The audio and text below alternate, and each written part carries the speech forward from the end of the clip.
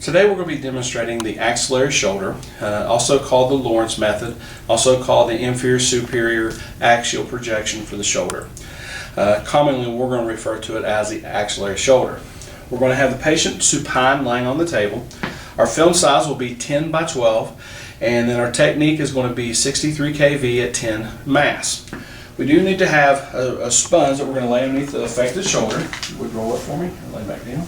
We're going to try and elevate it as much as we can off of the table. We do want to have the patient scooted as far to the side of interest. So this side we're going to be doing is the right.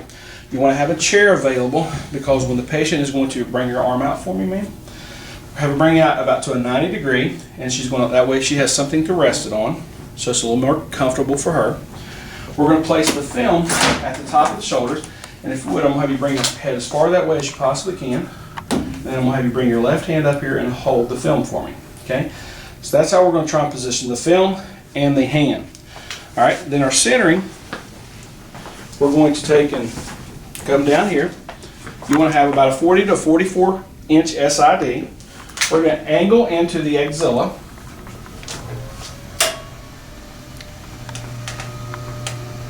It should be approximately 25 to 30 degree angle of your tube here. It should go right into the axilla. For some reason it's not staying for me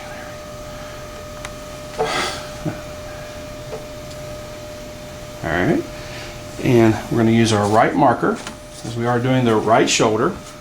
Now you're not going to be able to get great centering on your film.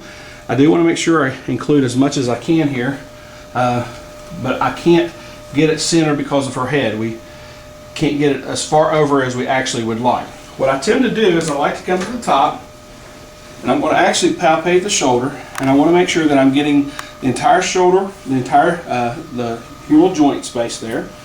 I'm going to put my marker in here, my right marker. Okay, and so that right there is going to demonstrate the entire humeral joint space, which is what we're looking at. Now there is an additional view that we can do. If an area of interest is called the heel sac defect, a particular type of fracture, if they're looking at that, we're going to have everything exactly the same, but we are going to more exaggerate and turn the hand externally as much as the patient can tolerate. Okay, and that's specifically to look for the heel sac defect. Okay, and again, our technique is 10 at 63, and we're going to use a 10 by 12 film that's going to be running lengthwise with the arm. And this is our axillary shoulder views.